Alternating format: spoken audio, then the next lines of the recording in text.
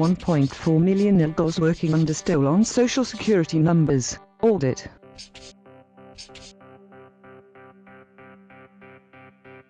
June 22, 2017, Stephen Dinan posted with permission from The Washington Times. Most illegal immigrants who pay taxes have stolen someone else's legal identity, and the IRS doesn't do a very good job of letting those American citizens and illegal immigrants know they're being impersonated, the tax agency's Inspector General said in a new report released Thursday.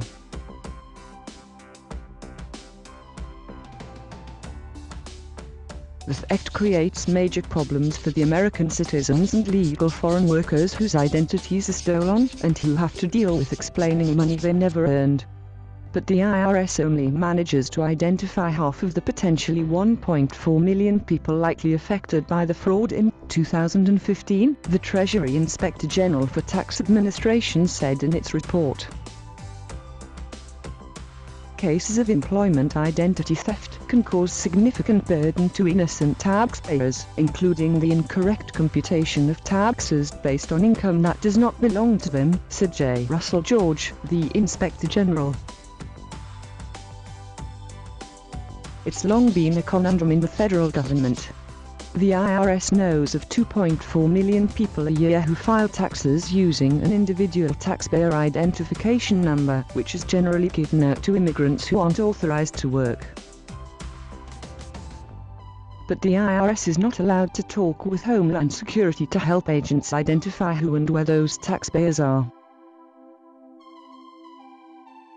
The migrants file their forms with their returns, but the W-2 forms they submit show valid social security numbers that they fraudulently gave to their employer to clear an initial work authorization check.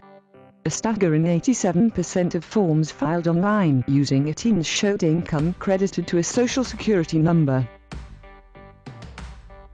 More than half of forms filed by paper also showed that same fraudulent behavior. The IRS tries to mark the files of the fraud victims when electronic filings are used. But the tax agency misses about half of the victims, the Inspector General said. For paper forms, the IRS did even worse, the audit found.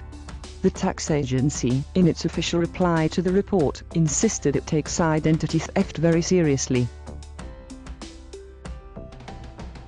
Kenneth C. Corbing, Commissioner of the IRS's Wage and Investment Division, said it has just completed a pilot program to figure out how to notify taxpayers they're the victims of fraud.